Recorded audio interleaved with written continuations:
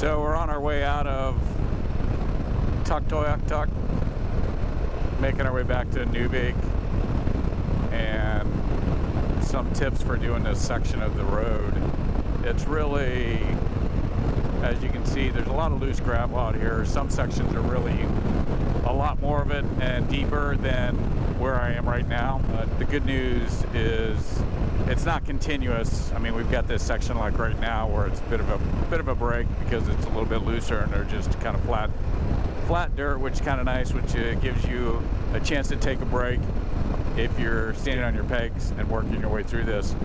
And that's my first suggestion, is to stand up. For me, sitting down like I'm doing right now in the really loose stuff, I just feel like the bike wiggles too much, and I feel like I'm contributing to that by putting weight into the seat when we get into stuff like this.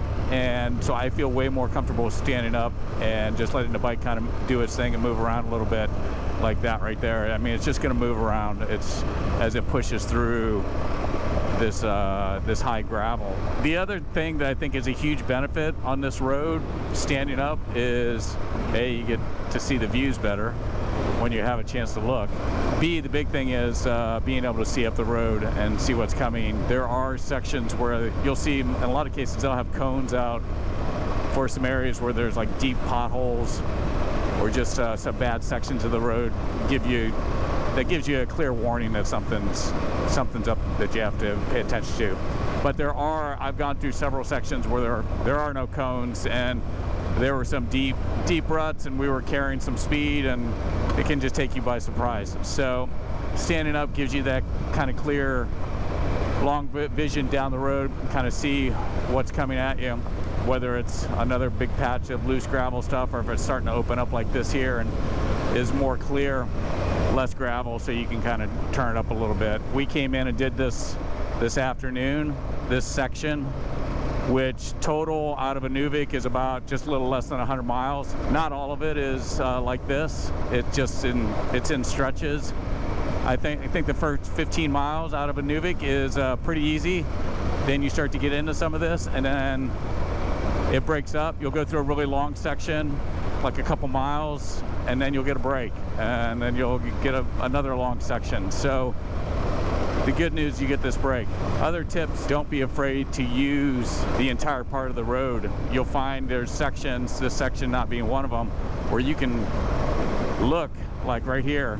I can look way ahead. I can't, and there's indicators that also that cars are coming, or trucks are coming, or other bikes are coming with the dust that gets kicked up. But if all of a sudden I see a line that's over there that has almost zero gravel in it, and it's a much drier, easier line to take, I'll just swing over to that side of the road. I have no problem with that. So don't be afraid to use a good portion, if not all of the road, just as you start to crest hills like this. Obviously you have to be aware and bring it back over into your lane, because there are people, especially the locals that live out here, they bomb these roads. They are just going fast. And also the truck drivers who are so used to running these roads, they will bomb these roads. We had two wide load trucks come down. I'll insert the video to show you what it looks like, but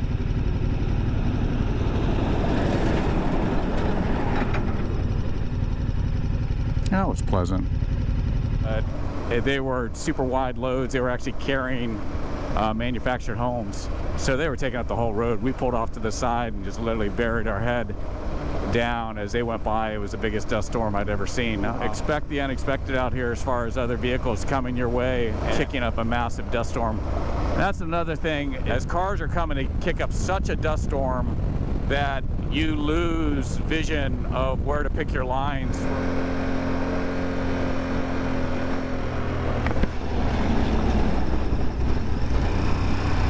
At least, I don't know, 15-20 seconds, just riding through their dust storm as it blows across the road in front of you and into you.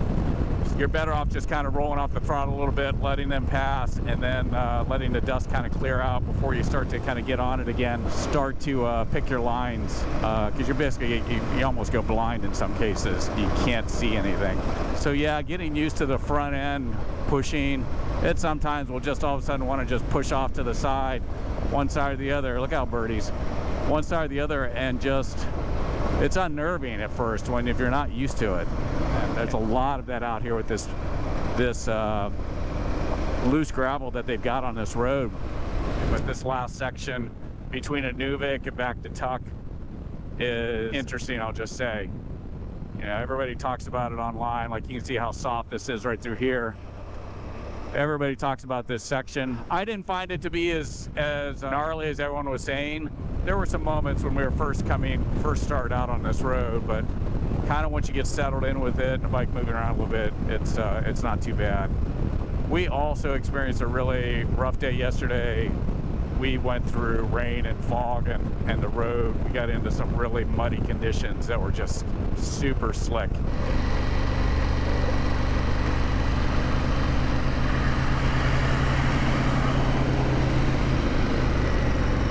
So that was to me just horrible, and it's really difficult to ride in slippery mud, and it's raining out.